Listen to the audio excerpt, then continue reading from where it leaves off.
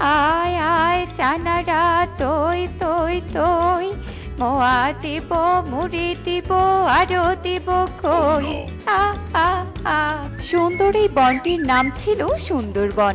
বনটি ছিল নামের মতোই সুন্দর। ধনী গরিব সবকিছু মিলিয়ে ছিল সবার বসবাস।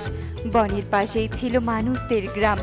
গ্রামের মানুষের মধ্যে পাখিদের ভালো সম্পর্ক না থাকলেও একটা বিষয় তাদের ছিল অনেক মিল। তা হলো পক্ষীকুলার মানব গ্রামের ছানারা মাঝে মাঝেই হারিয়ে যেত। কালু, সেই তো ডাকতে ডাকতে এতক্ষণে রিক্সা নিয়ে বের হলে, এখন আবার মেয়েকে নিয়ে বের হচ্ছ মানে কি? হ্যাঁ, তুমি জানো না আমাদের বনের ছানারা হারিয়ে যাচ্ছে? হারিয়ে যাচ্ছে তো আমি কি করব শুনি? আমি কি গোয়েন্দা নাকি? না, তোমাকে গোয়েন্দা হতে বলিনি আমি। আর তোমার মতো অলস্তা হতেও পারবে না কখনো। কিন্তু তোমার মেয়ের দায়িত্ব কে নিবে শুনি, যদি তোমার মেয়েকে কোনো বাচ্চা চোর নিয়ে যায়? উফ কাকুলি, এত ভনিতা না করে বললেই তো পারো যে কুহুকে স্কুলে পৌঁছে দিতে হবে। কুহুমা, রিকশায় উঠে বস।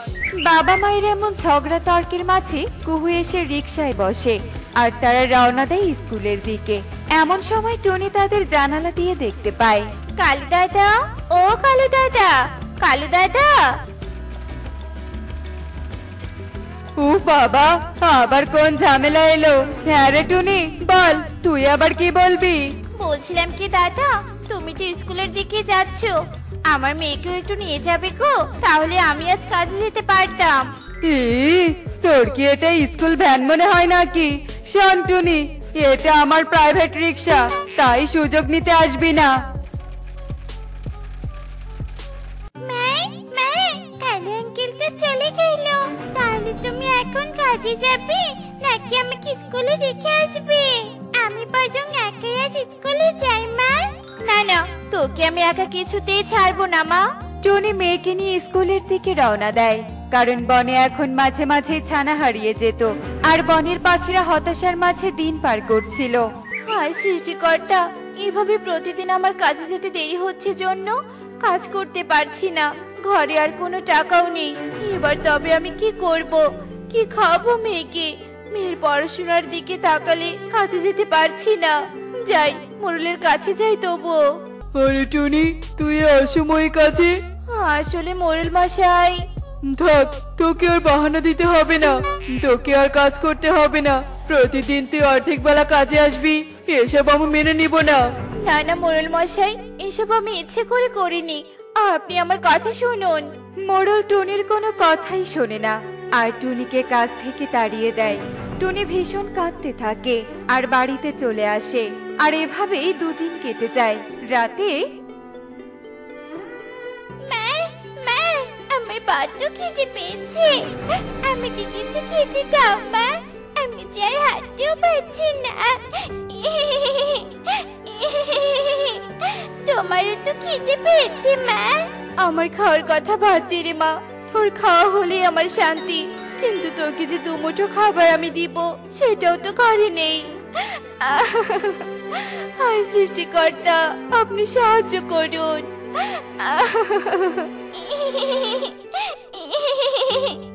মা, তুমি কেঁদো না মা, তুমি কেঁদো না, তুমি কাঁদলে যে আমার অনেক কষ্ট হয়। তুমি তো আমার খুব ভালো মা, আমি জানি। তুমি ইচ্ছে করে আমাকে খাবারের কষ্ট দাও না। টুনটুন ছিল মায়ের একদম বাধ্য মেয়ে। মায়ের কষ্ট দুঃখ দুর্দশা টুনটুন সব সময় বোঝার চেষ্টা করত। মা মেয়ে যখন ক্ষুধার যন্ত্রণার সাথে লড়ছিল, এমন সময় তারা কালু কাকুলির বাড়ি থেকে কান্নার আওয়াজ শুনতে পায় আর ব্যাপারটা বোঝার জন্য তাদের বাড়িতে আসে। এ কি কাকুলি দিদি, কাঁদছো কেন? কি হয়েছে তোমার? আর কালু দাদা, তুমি টর্চ লাইট নিয়ে কোথায় যাচ্ছ? টনি রে টনি, আমার যে সর্বনাশ হয়ে গেছে।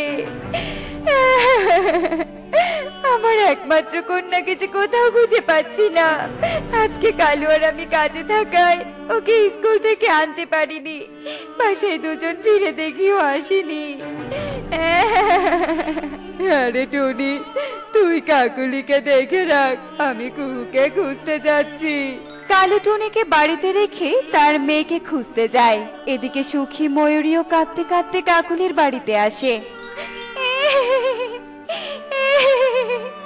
তোর মেয়ে কি বাড়িতে আছে? আমার পাড়েলার মোটু শিখেছে, কোথাও খুঁজে পাওয়া যাচ্ছে না। সে কি, তোমাদের মেয়েও নেই? হায় হায়, একসাথে এতগুলো বাচ্চা কিভাবে হারিয়ে যায়? না না, এভাবে আর কতদিন আমরা ভয়ে লুকিয়ে থাকবো? এর একটা সমাধান করতেই হবে। তুই ঠিক বলেছিস টনি, আমার মেয়ে ছাড়া যে আমার আর কেউ নেই। এভাবে কতদিন আর হাত গুটিয়ে বসে থাকবো? শান্ত হও তোমরা, শান্ত হও।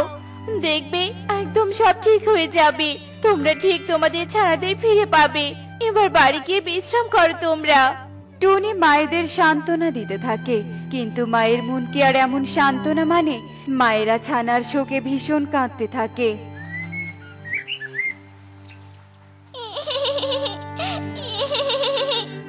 মা, মা, আমি ভীষণ ভয় করছে মা। আমিও যদি পাইলট এদের মধ্যে হারিয়ে যাই তাহলে কি হবে? চুপ কর মা, একদম অলক্ষণী কথা বলিস না। আমি না খেয়ে থাকবো, তবুও তোকে হারাতে দিব না আমি। আয়, এবার একটু খাবার খেয়ে নে। তোর শালিক মাসির কাছ থেকে খাবার চেয়ে এনেছি। তুমিও এসো মা, আমরা ভাগ করে খাবার খেয়ে নেই। মা মেয়ে খাবার ভাগ করে খেয়ে তাদের ভালোবাসা যে কত তা প্রকাশ করে। কিন্তু খাবার খেয়েও টুনির চিন্তার শেষ থাকে না, কারণ তাদের যে সকলের কাছে ধার দেনা করা শেষ। টুনি খাবারের চিন্তায় মরিয়া হয়ে ওঠে। মা টুনটুন, চল মা, মোড়লের কাছে যাই, দেখি মোড়ল মশাই কোনো সাহায্য করে কিনা। একটা কাজ পেলে তোকে নিয়ে কাজে যাব। মা মেয়ে কাজের খোঁজে মোড়লের কাছে যায়, আর মোড়লের কাছে একটা কাজ চায়। সবটা তো শুনলাম, কিন্তু টুনি, তুই তো জানিস বনে এখন কেমন পরিস্থিতি। তাই তুই যদি এই বাচ্চা চোরকে ধরে দিতে পারিস, তাহলে তোকে আমি আমার একটা ছোট্ট জমি লিখে দিব। তাহলে তোকে আর কাজ খুঁজতে হবে না। বল, তুই কি রাজি? হ্যাঁ মোড়ল মশাই, আমি রাজি। কিন্তু মা, তুমি কি করে চোরকে ধরবে যদি তোমার কোনো বিপদ হয়? কিছু হবে না রে মা, তুই চিন্তা করিস না। সৃষ্টিকর্তা পাশে থাকলে কেউ কিচ্ছু করতে পারবে না। আমাকে যে বনের ছানাদের ফিরিয়ে আনতেই হবে। ওই ছোট ছোট ছানারা যে আমাদের বনের প্রাণ। টুনি মোড়লের কথাই মেয়েকে নিয়ে বাড়ির দিকে রওনা হয়। টুনি বেশ চিন্তিত ছিল, কারণ টুনির মাথায় যে অনেক বড় দায়িত্ব। কি রে মা, খুব চিন্তায় আছিস বুঝি? হ্যাঁ বুড়িমা, আমার কাঁধে যে এখন অনেক বড় দায়িত্ব। অনেকগুলো মুখে যে আমাকে হাসি ফোটাতে হবে। কিন্তু তুমি কে? তোমাকে তো আগে এই বনে দেখিনি।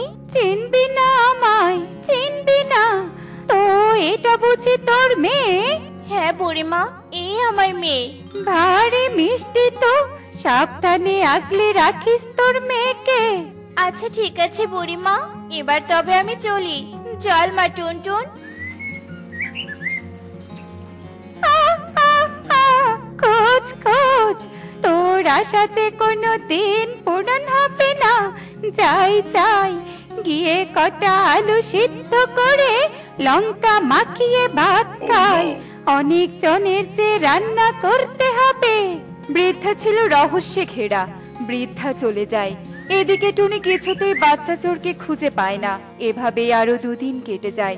একদিন সকালে, মা টুনটুন, চল মা, আজকে আমরা জঙ্গলের গভীরে যাব। বাচ্চা চোরগুলো যদি জঙ্গলে আসতে না করে তাহলে তো খুঁজে পাবো, আর খুঁজে না পেলেও কয়েকটা ফল তো পাবো। টুনি মেয়েকে নিয়ে জঙ্গলের গভীরে গিয়ে হাঁটতে থাকে, আর ফল খোঁজার পাশাপাশি রহস্য উদ্ঘাটন করতে থাকে। এমন সময় টুনটুন চিৎকার করে ওঠে, আর টুনি পেছনে ফিরে দেখে তার মেয়ে নেই। এ কি, আমার মেয়ে?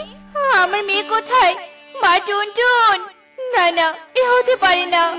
আমার মেয়ের কিচ্ছু হতে পারে না, কিচ্ছু না। মা টুনটুন, কোথায় তুই? টুনি মেয়েকে না পেয়ে অনেক কাঁদতে থাকে আর চিৎকার করতে থাকে। না না, এটা তো বাচ্চা চোরের কাজ হতে পারে না। এটা নিশ্চয়ই কোনো জাদু মন্ত্রের কাজ, নয়তো আমার মেয়ে অদৃশ্য হবে কেন? মা টুনটুন। টুনি মাসি, কাঁদছো কেন? কি হয়েছে তোমার? এরপর টুনি সব কথা ইঁদুর আর প্রজাপতিকে খুলে বলে। ও, এ তো অনেক ভয়ঙ্কর ব্যাপার। তবে মাসি, সামনে এক বটগাছের নিচে এক তান্ত্রিক বাবা আছে, চলো আমরা বরং সেখানে গিয়ে সবটা খুলে বলি। টুনি ওদের ওদের কথায় কিছুটা স্বস্তি পায় আর সেই বটগাছের নিচে তান্ত্রিকের কাছে যায় আর সবটা খুলে বলে। এরপর তান্ত্রিক ধ্যান করে বলে, সে কি রে মা, তোদের ছানা তো 2 সবজি ঘরে বন্দি আছে। ওই বুড়ি মানুষ আর পাখির ছানাদের 2 সবজি ঘরে বন্দি করে রেখেছে। চল চল, এক্ষুনি বুড়ির কাছে চল। হ্যাঁ বাবা, চলুন। আমাকে যে জানতেই হবে কেন উনি আমাদের ক্ষতি করছে।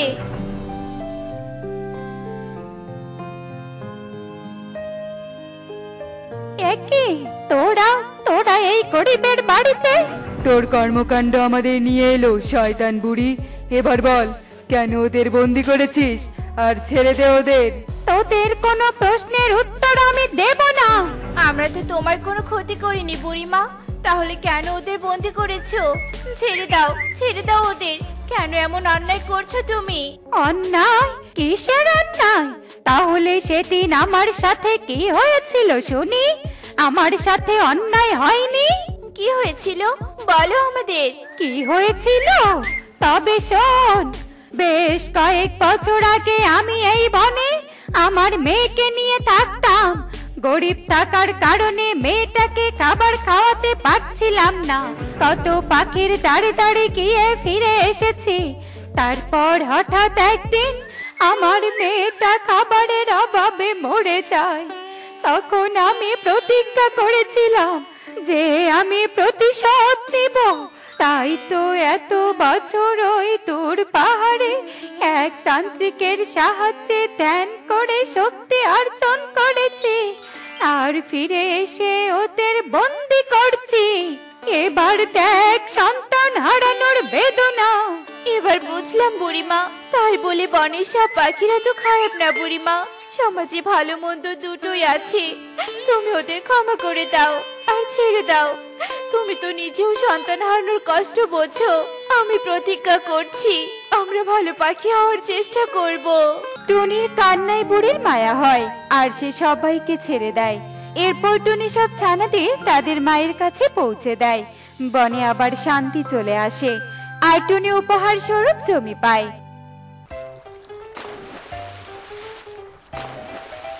দেখলে তো বন্ধুরা, সমাজে ভালো মন্দ দুটোই থাকবে। ভালো মন্দ মুদ্রার এপিঠ ওপিঠ, তাই আমাদের ভালোটা গ্রহণ করতে হবে। আজ থেকে আমাদের পরিরাজ্যের শক্তিশালী বজ্রমালা তোমার গলায় থাকবে নীলপরি। এই বজ্রমালা তোমাকে যে কোনো বিপদ থেকে রক্ষা করবে। আমাকে এত দামি একটা উপহার দেওয়ার জন্য আপনাকে ধন্যবাদ মাতা। আজ আমি আমার লালপরি বন্ধুর সাথে পৃথিবীতে ঘুরতে যাওয়ার অনুমতি চাইছি। আপনি অনুমতি দিন মাতা। দিলাম অনুমতি, তবে অতি শীঘ্রই ফিরে এসো।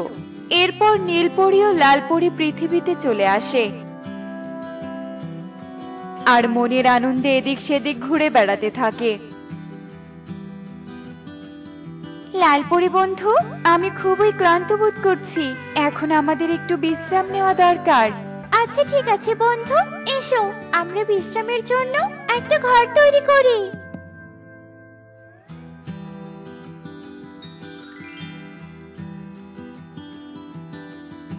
যাও বন্ধু, তুমি ঘরে গিয়ে বিশ্রাম নাও আর আমি তোমাকে পাহারা দিচ্ছি। সত্যি পৃথিবীর প্রাকৃতিক দৃশ্য আমাকে মুগ্ধ করে তুলেছে। ওই ডোবার মধ্যে কত সুন্দর সুন্দর মাছেরা লাফালাফি করছে। যাই, আমি আমার বন্ধুর জন্য ডোবা থেকে 2টো টাটকা মাছ ধরে নিয়ে আসি। ইস, বড্ড পানি পিপাসা পেয়েছে। যাই, ওই বাড়িটা থেকে একটু পানি পান করে আসি। এরপর কালু যেই না ঘরের ভেতরে প্রবেশ করে, তখনই সে নীলপরি ও তার বজ্রমালাকে দেখতে পায়। কি আমি কি দেখছি? এই পরিকন্যার গলায় তো পরিরাজ্যের সব থেকে শক্তিশালী বজ্রমালা রয়েছে। এই মালা যদি একবার আমি পাই, তবে আমি হব পৃথিবীর সব থেকে শক্তিশালী জাদুকর।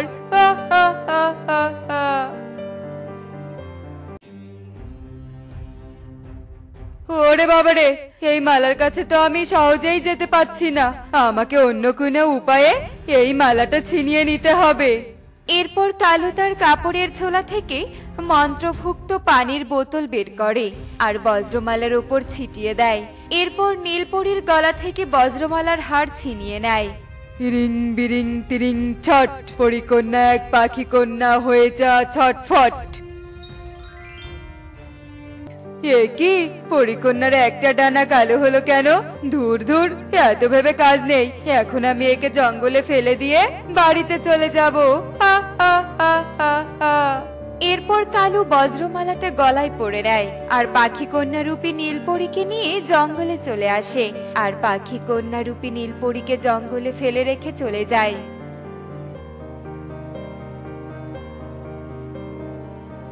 একি, আমার বন্ধু আমাকে না জানিয়ে কোথায় চলে গেল? ও নিশ্চয় আমাকে খুঁজতে বের হয়েছে। যাই, আমিও আমার বন্ধুকে খুঁজতে যাই। এরপর লালপরী সারাদিন এদিক সেদিক ঘুরে তার বন্ধু নীলপরীকে খুঁজতে থাকে, কিন্তু সে নীলপরীকে খুঁজে না পেয়ে পরীরাজ্যে ফিরে যায়। এ কি লালপরী, তুমি একা কেন? নীলপরী কোথায়?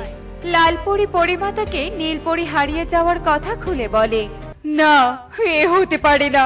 আমার মেয়ে হারিয়ে যেতে পারে না। যেভাবেই হোক আমি আমার নীলপরীকে খুঁজে নিয়ে আসবো। চলো লালপরী, আমরা এক্ষুনি পৃথিবীর উদ্দেশ্যে রওনা দিব। না পরিমাতা, আজ পৃথিবীতে গেলেও আপনি নীলপরীকে খুঁজে পাবেন না। নীলপরীকে খুঁজে পেতে হলে আপনাকে পূর্ণিমা রাত পর্যন্ত অপেক্ষা করতে হবে, কেননা পূর্ণিমা রাতে আমি গণনা করে নীলপরীর সন্ধান জানতে পারবো। ঠিক আছে ভৈরব বাবা, তাহলে আমি পূর্ণিমা রাতের অপেক্ষায় রইলাম। এ কি, এই ছোট মেয়েটাকে এভাবে জঙ্গলে কে ফেলে গেছে? এই মেয়ে, কে তুমি? আমি কে? একি, আমি তো কিছু মনে করতে পারছি না। আচ্ছা ঠিক আছে রে মা, এখন তোকে মনে করতে হবে না। আর একা একা এই জঙ্গলে থাকা মোটেও উচিত হবে না। চল রে মা, তুই আমার সাথে চল। এরপর টোনা কাঠ না কেটে পাখি কন্যা রূপে নীলপরীকে নিয়ে বাড়িতে চলে যায়। একি টোনা, তুমি সাথে কাকে নিয়ে এসেছো? আর ওর একটা ডানা অমন কালো কেন? আমি ওকে জঙ্গলে কুড়িয়ে পেয়েছি টুনি। ও ঠিক করে নিজের নামটাও বলতে পারছে না। তাছাড়া ও একেবারে আমাদের মেয়ে টুনটুনের মতো, তাই ওকে সাথে করে নিয়ে এলাম। ভালোই করেছো টোনা, আজকে থেকে ওর নাম হচ্ছে টুকি। আমরা ওকে টুনটুনের মতো করে আগলে রাখবো। এরপর পাখিরূপী নীলপরী টোনা ও টুনির সাথে দিন কাটাতে থাকে আর এভাবে দেখতে দেখতে বেশ কিছু দিন কেটে যায়।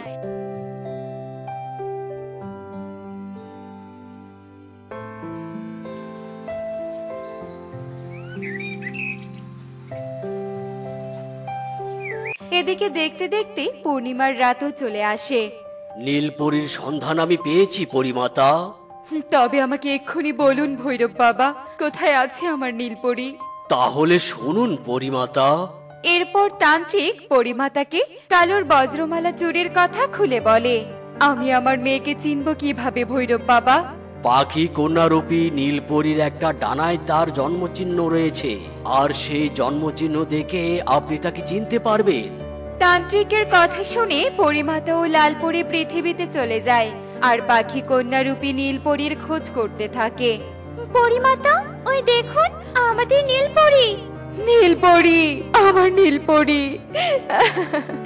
এসো নীলপরী, তুমি তোমার মায়ের কাছে এসো। হ্যাঁ বন্ধু, তুমি আমাদের সাথে পরিরাজ্যে চলো। আমরা তোমাকে পরিরাজ্যে নিয়ে গিয়ে সুস্থ করে তুলবো। একে কে তোমরা? একে তোমরা তো মনে হচ্ছে পরি, তাহলে আমাকে নিয়ে যেতে চাইছো কেন? তবে কি পরিরা তোকে আপনজন? এক্ষুনি এদেরকে মা বাবার কাছে নিয়ে যেতে হবে। তুমি তোমার সব স্মৃতি ভুলে গেছো নীলপরী, তবে আমি তোমার মাতা। ঠিক বলেছ মাসি, ও সবকিছু ভুলে গেছে। তারপর থেকে আমার মা বাবা ওকে নিজের মেয়ের মতো আগলে রেখেছে। এসো পরিমাতা, তোমরা আমাদের বাড়িতে এসো। এরপর পরিমাতা লালপরী টুনটুনের বাড়িতে চলে যায়। এদিকে পরিমাতা টোনা ও টুনিকে সব ঘটনা খুলে বলে। তোমরা আমার মেয়েকে আমার কাছে ফিরিয়ে দাও টুনি। এর জন্য তোমরা যা চাও আমি তোমাদের তাই দিব। না পরিমাতা, আমি তো একজন মা, তাই অন্য মায়ের কষ্টটা ঠিক বুঝি। আমাদের কিচ্ছু চাই না, তোমরা তোমাদের নীলপরীকে নিয়ে যাও। না, ওরা কোথাও যেতে পারবে না। কেন টোনা, তুমি ওদের বাধা দিচ্ছ কেন? কালু এত অন্যায় করা সত্ত্বেও কোনো শিক্ষা পাবে না, তা তো হবে না। তাছাড়া তোমরা তো তোমাদের রাজ্যের বজ্রমালাটাও ফেরত নিলে না। মেয়েকে পেয়ে আমি সবকিছু ভুলে গিয়েছিলাম। তোমরা আমাকে সেই কালুর বাড়িতে নিয়ে চলো টোনা, তারপর আমি ওকে উচিত শিক্ষা দিব। এরপর টোনা ও টুনি সবাইকে নিয়ে কালুর বাড়িতে চলে আসে। এ কি টুনি, তোরা কাদেরকে সাথে নিয়ে এসেছিস? আর এই কন্যাকে তোরা কোথায় পেয়েছিস? ওকে তো আমি... থামলে কেন কালু দাদা? তুমি তান্ত্রিক নামে ভণ্ড, তুমি অন্যের ক্ষতি করেছো। তুই শুধু চুরি করিসনি, তুই এক মায়ের থেকে তার মেয়েকে আলাদা করে দিয়েছিস, তাই তোকে আমি উচিত শিক্ষা দিব। ওরে বাবারে, চুলকানির যন্ত্রণায় মরে গেলাম রে। ওরে, কে কোথায় আছিস? আমাকে একটু চুলকিয়ে দে। চুরি করে উচিত শিক্ষা পেয়েছি, আর কখনো কারো ক্ষতি করব না। ওরে বাবারে, ওরে মারে। কালু পেল উচিত শিক্ষা। এরপর যে যার বাড়িতে চলে যায়। এদিকে পরিমাতা ভৈরবের মাধ্যমে পাখি কন্যা রূপে নীলপরীর রূপ ফিরিয়ে দেয় আর সুখে দিন কাটাতে থাকে। দেখলে তো বন্ধুরা, চুরি করার শাস্তি কি হতে পারে? আসলে চুরি করা মহাপাপ, তাই আমাদের চুরি করা উচিত নয়। এমনই সব মজার মজার শিক্ষণীয় টুনি পাখির গল্প দেখতে আমাদের সাথেই থেকো। আর গল্পটি কেমন হয়েছে তা কমেন্টে জানাতে ভুলো না কিন্তু। Bye bye.